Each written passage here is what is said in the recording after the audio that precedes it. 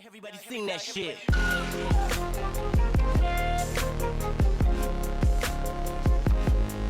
Shit.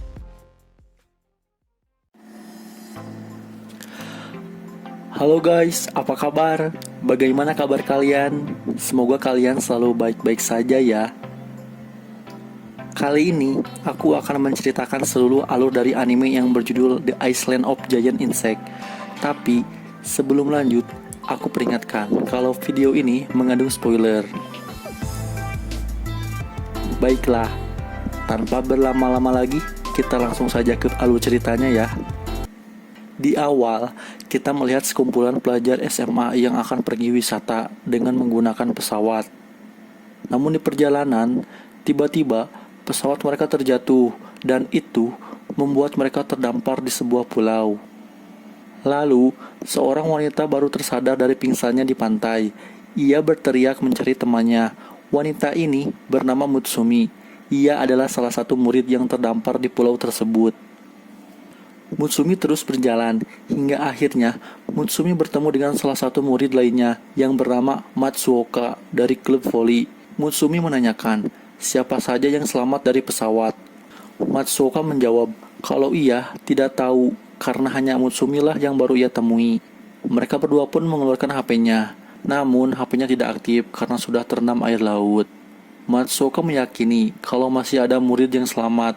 Ia pun mengajak Mutsumi untuk pergi dan mencari murid lainnya. Di tempat lain, ternyata sudah ada beberapa murid yang selamat juga. Si botak dan dua murid pria lainnya sedang berusaha membuka mesin minuman dengan merusaknya. Mereka pun berhasil dan membagikan pada murid lainnya. Lalu, seorang wanita yang seksi merayu dua orang murid pria. Wanita seksi tersebut bernama Misuzu Jinno. Misuzu menjanjikan yang mantap-mantap pada dua orang murid pria tersebut, asal mereka mencarikan makanan untuknya. Chitose yang tidak suka terhadap sikap Misuzu yang seenaknya langsung memarahi Misuzu. Namun, Misuzu mengatakan kalau Chitose tidak usah bersikap layaknya ketua kelas, karena saat ini mereka sedang dalam keadaan yang sulit. Perkelahian mereka pun dilerai oleh murid lainnya. Mereka berdiskusi tentang bagaimana cara pergi dari pulau. Dengan adanya mesin minuman tadi, mereka berpikir kalau ada warga sekitar yang tinggal di pulau tersebut, mereka pun bersiap-siap untuk pergi. Sebelum pergi, seorang wanita yang berasal dari klub pendaki gunung hendak buang air. Namun tidak lama setelah itu, wanita tersebut berteriak, dan itu membuat murid lainnya khawatir. Ternyata, sudah ada kupu-kupu yang amat sangat besar di hadapan si wanita tersebut. Kupu-kupu itu menghisap cairan tubuh si wanita hingga menjadi kering. Tidak sampai di situ, si kupu-kupu pun menyerang dua murid pria dan menghisap tubuh mereka hingga menjadi kering. Murid lainnya yang menyaksikan kejadian itu pun menjadi sangat ketakutan dan panik. Mereka berteriak meminta tolong. Matsuoka dan Mutsumi yang tidak jauh dari tempat tersebut langsung berlari dan menolong murid lainnya. Mutsumi yang gemar dengan serangga dan mempunyai wawasan yang luas tentang serangga pun mengetahui bagaimana cara menghentikan kupu-kupu tersebut. Mutsumi menggunakan korek dan sebuah gas untuk menciptakan api. Seketika, si kupu-kupu itu pun langsung mati terbakar menjadi kupu-kupu goreng. Dan seluruh murid pun selamat berkat Mutsumi.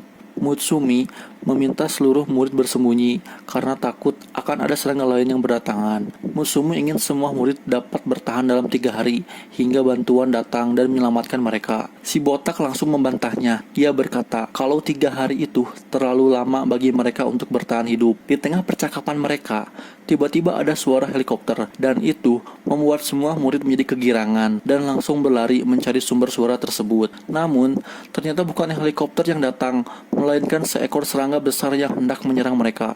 Ternyata, sayap dari serangga tersebut menimbulkan suara yang mirip seperti helikopter. Serangga yang seperti tawon ini akan menyerang Mutsumi, namun Chitose langsung mendorong Mutsumi dan itu membuat Chitose dibawa oleh serangga tersebut. Matsuoka mengajak murid lainnya untuk menyelamatkan Chitose, namun Misuzu menolaknya karena baginya itu sama saja dengan bunuh diri. Si botak menambahkan kalau Chitose bukanlah keluarga, sahabat, atau siapa-siapanya, jadi ia tidak peduli. Mutsumi yakin kalau Chitose belum mati dan hanya dibius oleh tawon tersebut dan dibawa ke sarangnya. Mutsumi juga mengatakan kalau HP milik Chitose itu anti air. Dengan begitu, hanya HP Chitose lah yang dapat digunakan meski tidak ada sinyal. Namun dengan GPS yang aktif pada HP Chitose, Mutsumi dapat mengetahui lokasi dan ketinggian pada pulau tersebut. Sehingga Mutsumi dapat memastikan serangga jenis apa yang hidup dan pulau.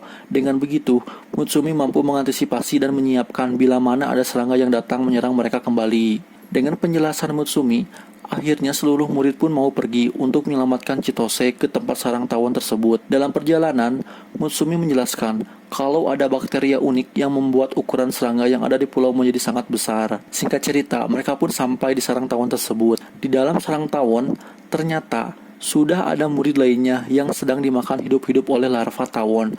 Chitose pun berhasil diselamatkan, namun tidak dengan HP-nya. Mereka pun langsung pergi menjauh dari sarang tawon. Tidak lama setelah itu, serangga yang bernama Caplak datang mengerubungi mereka. Caplak sendiri ialah serangga penghisap darah. Mutsumi yang mengetahui kelemahan dari Caplak langsung menyuruh murid lainnya untuk tidak bergerak dan mengeluarkan suara. Dengan begitu, serangga tersebut tidak akan menyerang mereka. Mutsumi melemparkan batu ke tempat jauh untuk memancing Caplak agar mereka dapat pergi. Akhirnya, seluruh murid pun berhasil dan mereka langsung membersihkan diri di pantai. Tidak seperti si botak dan Misuju yang malah melakukan mantap-mantap. Setelah itu, mereka pun pergi dan menemukan sebuah rumah sakit. Di sana, mereka menemukan makanan yang dapat mereka makan. Tidak lama setelah itu, salah satu murid yang bernama Akira terkena parasit. Tubuhnya dikendalikan parasit, dan parasit tersebut menggunakan tubuh Akira untuk berlari keluar rumah sakit. Parasit tersebut seperti mengirim sebuah sinyal pada serangga lain. Ternyata, serangga yang muncul ialah lalat Dobson. Dengan panik, mereka pun langsung masuk kembali dan bersembunyi di dalam rumah sakit. Namun, si lalat yang sudah kelaparan terus merusak rumah sakit karena ingin mengisap tubuh murid-murid tersebut. Lalat mesum emang.